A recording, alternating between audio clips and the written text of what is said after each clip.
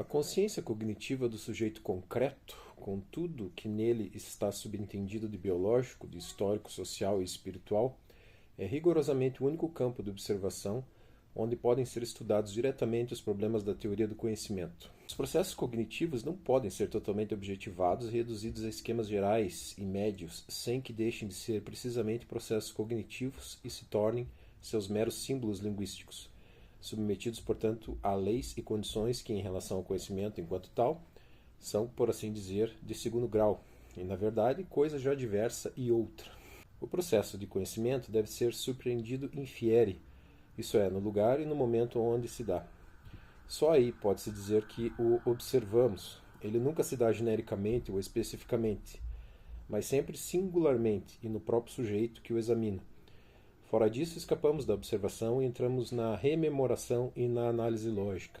Nesse sentido, colocar uma questão como a das origens ou fundamentos da nossa crença no mundo exterior, como se fosse coisa básica e da qual dependesse a validade cognitiva da percepção, é uma grave alienação das condições concretas em que se dá a nossa relação com o mundo exterior e a reflexão que fazemos sobre ela.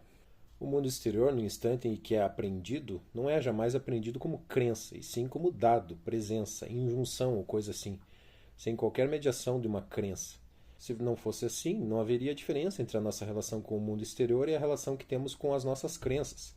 Isso é, não haveria diferença entre o agir e sentir de um lado e a memória e reflexão do outro, diferença que, não obstante, não só se nos apresenta de maneira imediata e intuitiva, mas é também a condição mesma da própria reflexão.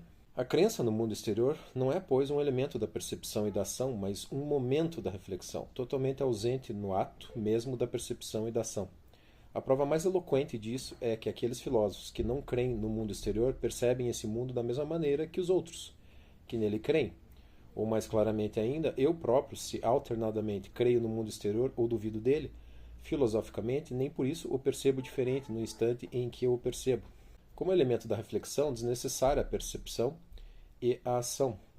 A crença não pode ser apreendida empiricamente no ato da percepção e da ação senão per accidens, e nas ocasiões excepcionais em que entre nelas um componente essencial da reflexão, como por exemplo no ato da leitura ou da comparação consciente entre um objeto percebido agora e um outro conservado na memória.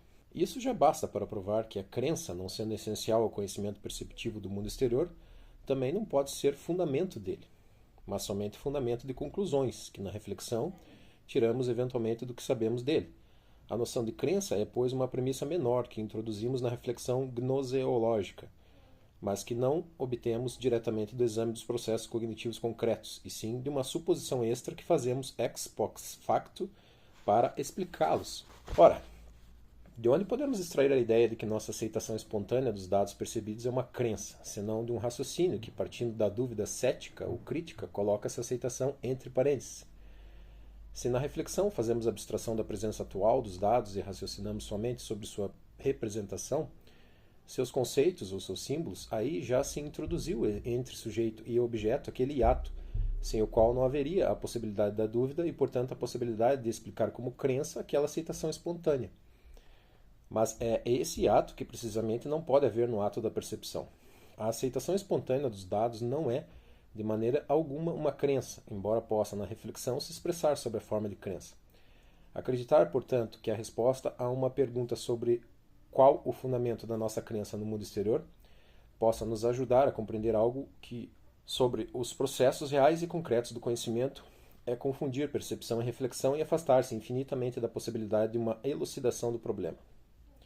A consideração dessas observações basta para pôr à mostra a inocuidade das longas especulações que, sobretudo na tradição filosófica anglo-saxônica, tem-se concedido a este ponto. O fenômeno da aceitação espontânea deve ser estudado em si mesmo, tal como se dá efetivamente no ato da percepção, e não da interpretação secundária a que damos o nome de crença. Bem pelo contrário, a aceitação espontânea é que pode ser alegada retrospectivamente como razão em favor da crença ou descrença. Podemos, é claro, refletir sobre essa aceitação espontânea, mas jamais caindo na esparrela de confundi-la com uma crença, pois, uma vez feita a confusão, não encontraremos outro fundamento para a crença, senão a crença mesma. E aí, fazer correr rios de tinta não nos libertará da dúvida cética nunca mais, como parece acontecer, de fato, na tradição anglo-saxônica, mesmo entre os autores mais realistas, como, por exemplo, Bernard Russell, que nunca pôde crer no mundo exterior sem sentir que faz uma concessão à fragilidade humana, ou pior ainda, que se permite uma indulgência no pecado.